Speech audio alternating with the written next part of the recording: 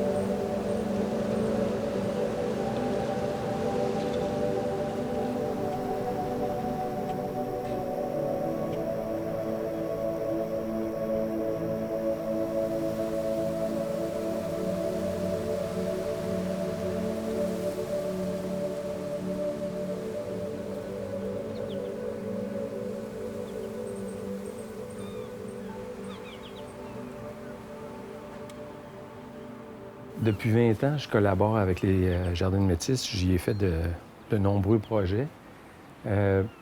C'est là qu'on se rend compte que quand même 20 ans, c'est une étape.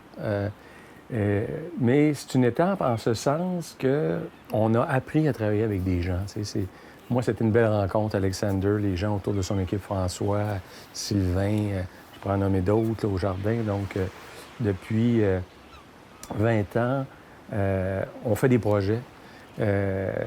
Alors, c'est une espèce de possibilité qui nous semble presque infinie. Donc, je tenais à souligner ça, donc, d'une façon particulière. Et comme on a été privé, je dirais, de la présence des artistes depuis déjà un moment, je trouvais heureux de leur redonner peut-être la chance d'être au jardin. Et le fait des artistes dans les jardins, quand on monte au jardin du 19e siècle, même ceux du 18e siècle, il y avait souvent des représentations dans les jardins. Donc, on le voit, c'est quelque chose d'un peu de naturel qu'on ne fait pas, nous, maintenant. On n'associe pas les jardins à un lieu de représentation où les artistes viennent nous rencontrer. On va à la rencontre de la nature, mais pas beaucoup à la rencontre de la culture. Alors, je trouve que les jardins de Métis sont ce carrefour où la culture et la nature peuvent se rencontrer.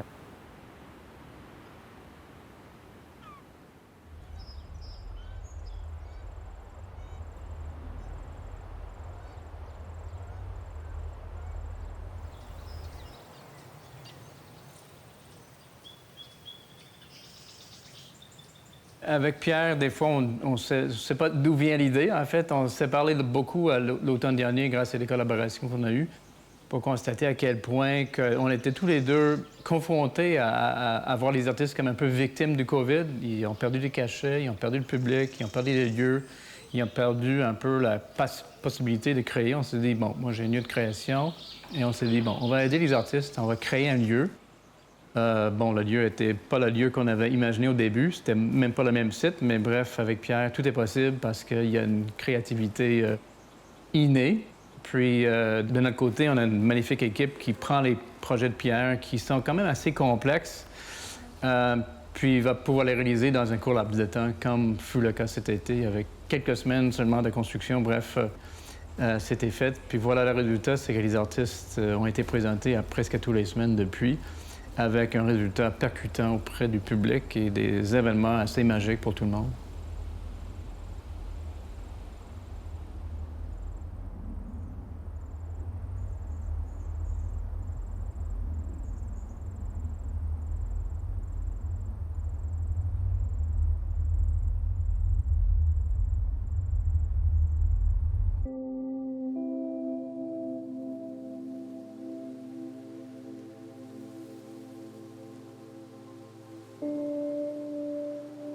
Bien, il m'a d'abord parlé de projets spéciaux pour la saison présente au jardin. Il m'a dit, est-ce que tu aimerais ça venir faire quelque chose?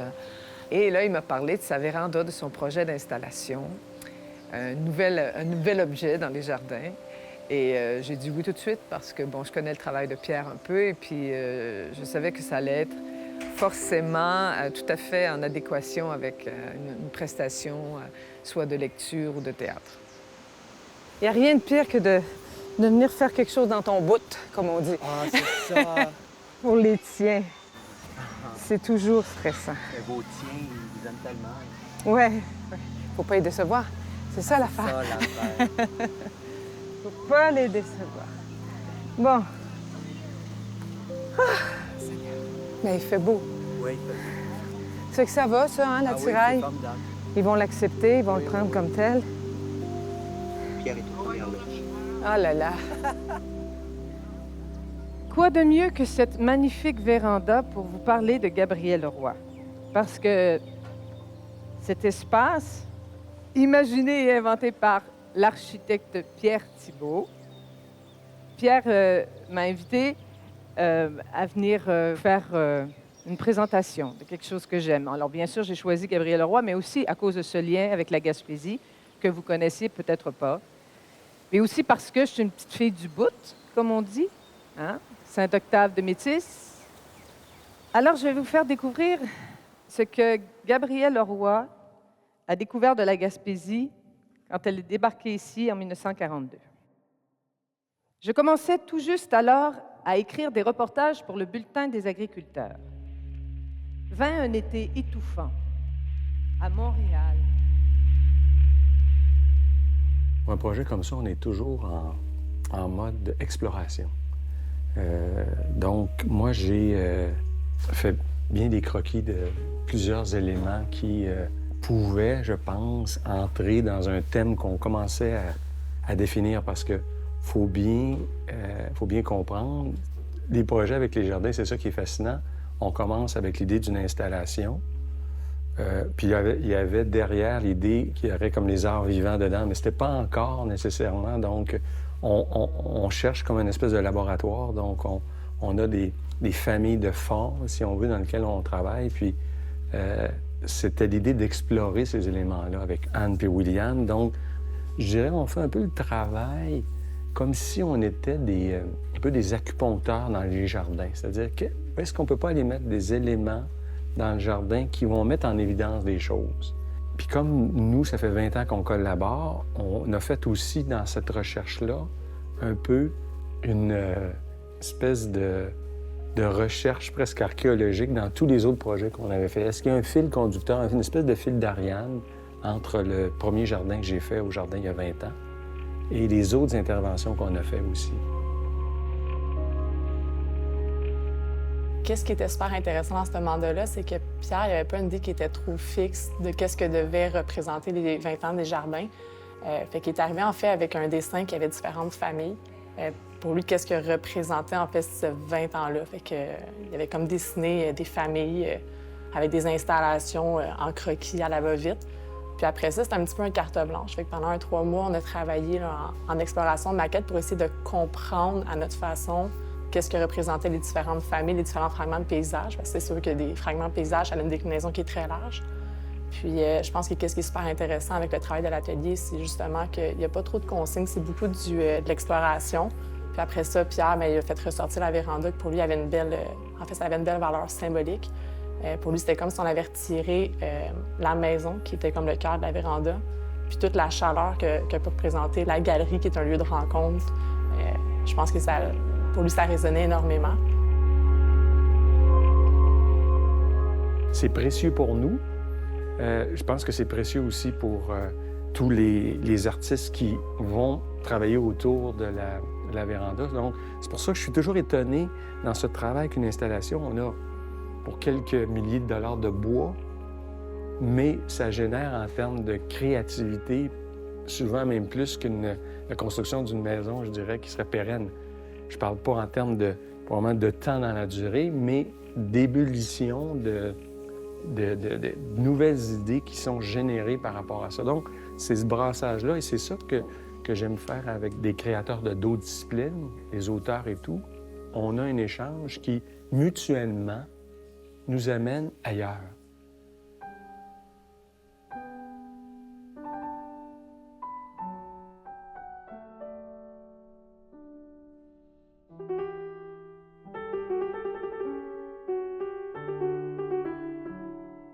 Je fais des installations métisses, tu sais, depuis de nombreuses années. Donc, cette année, ça fait 20 ans qu'on collabore.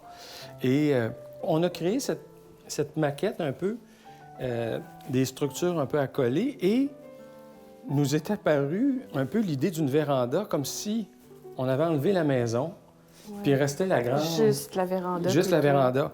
L'interprétation est vraiment multiple parce que c'est comme un cloître aussi. Oui, hein? oui, il y a c'est l'image d'un cloître. Bon, les passerelles sont très inspirantes pour y circuler. Puis, moi, j'aime beaucoup le côté aussi ouvert sur les 4 côtés. On sort de la scène à l'italienne. On est vraiment dans un dispositif, puis là, il s'agit de l'habiter. Bien, ma première réaction, ça a été oui, d'emblée, parce que je connaissais les jardins de Métis, je connaissais les installations, je les avais visitées, je les avais un peu habitées aussi en déambulant.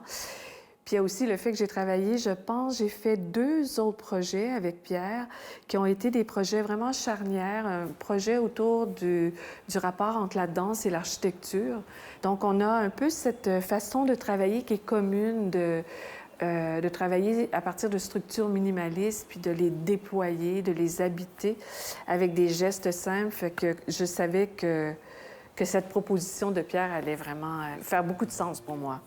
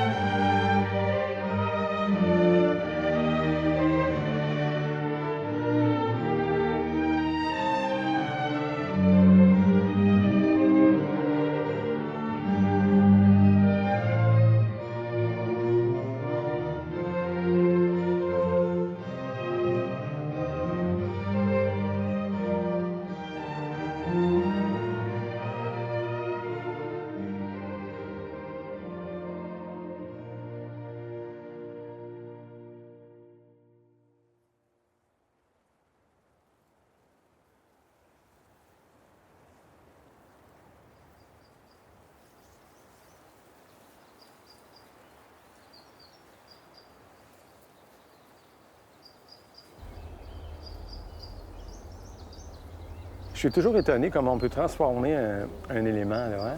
Oui, oui, oui. C'est le fait, tout de suite, on comprend l'idée du quai, puis j'imagine, effectivement, quand tu vas être dessus, ça va être... Je pense que ça rajoute quelque chose, finalement. C'était vraiment important pour nous d'utiliser ta véranda entièrement.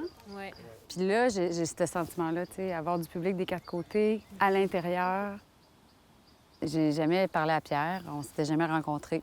C'est quelqu'un que je connaissais, bien sûr, par son travail. J'avais lu son livre. Tu sais, c'est quelqu'un pour qui j'avais déjà beaucoup de respect. Alors là, j'ai été étonnée d'avoir un appel de lui. Puis là, il m'a dit, écoute, je t'appelle parce que je collabore avec les Jardins de Métis depuis 20 ans, pratiquement, je crois, qu'il travaille ici. Puis il dit, cet été, je vais faire une installation architecturale, puis j'aimerais ça faire un pas de plus que ce que je fais d'habitude. Et j'aimerais ça inviter des artistes à créer dans l'installation.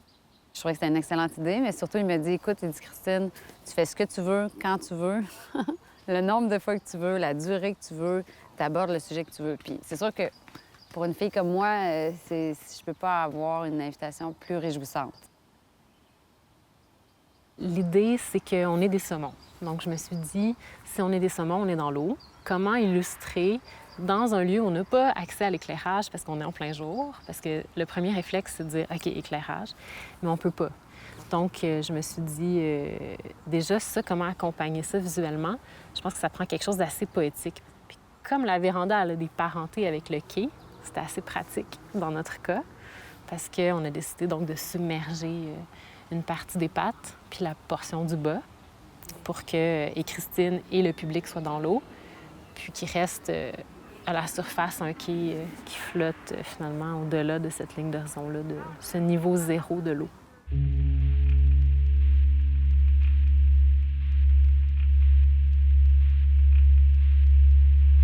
Nous sommes 8000 œufs de saumon.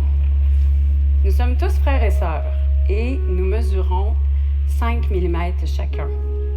Notre maman nous recouvre de gravier et elle nous laisse à nous-mêmes dans le fond de la rivière Métis pour tout l'hiver. Notre incubation est longue. Nous nous développons lentement dans l'eau douce et froide. Notre chance de survie dépend de la qualité de la frayère. Nous avons absolument besoin que l'eau coule en permanence entre les pierres de notre nid. Si notre nid se recouvre de sable, plusieurs d'entre nous seront étouffés. Si l'eau de la rivière est trop basse en hiver, certains vont geler. Et si la crue des eaux au printemps transporte notre nid, certains d'entre nous seront noyés entre les pierres. Il y a des endroits comme ça qui, dans nos vies, ont une certaine résonance. Donc, moi, mon grand-père vient du village voisin, ici, de Métis-sur-Mer, donc à Baie-des-Sables. Et il habitait sur un rang un peu plus haut. Donc, quand on arrive, on découvre cette espèce d'horizon, là. Et enfant, de voir l'horizon comme ça, l'infini, c'était probablement l'endroit où je l'ai vu pour la première fois, là. Donc, là, c'est cette combinaison, en fait, de souvenirs de l'enfant et aujourd'hui, de faire de la création dans un environnement qui est comme lié à l'enfance. On l'a évoqué avec quelques-uns des créateurs qui sont de l'aventure. Il y a quelque chose de l'enfance quand même dans, je dirais, l'espèce de créativité. Quand on est enfant, on se laisse aller. On le voit avec ses propres enfants, avec... la créativité est là, elle n'est pas bridée. Hein? Puis on a un peu l'impression qu'en avançant dans la vie, on l'étouffe un peu. Quand je suis dans un flot créatif, je retrouve aussi cette flamme qui m'animait enfant. Parce que, bon, même quand j'étais ici ou chez moi, comme je le fais, c'était construire des cabanes, de toutes sortes d'éléments. Là. Pour moi, le fait de créer quelque chose, je sentais que ça changeait une dynamique. Hein? C'est pour ça que c'est une combinaison heureuse pour moi, là, des Jardins de Métis. Et je trouve aussi, elle est en résonance avec la beauté du paysage, des marées, de l'estran qui s'éloigne. Pour moi, c'est comme une espèce de cadeau, quoi.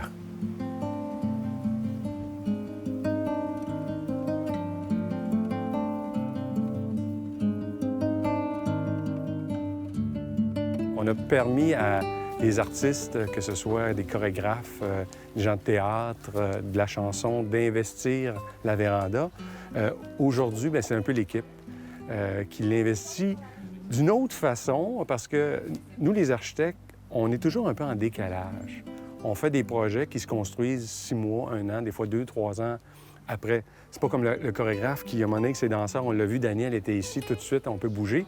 C'est un peu notre façon de faire de la chorégraphie architecturale, je dirais. Donc, la véranda devient une espèce de laboratoire. On teste des choses. Tout le monde repart avec un bagage.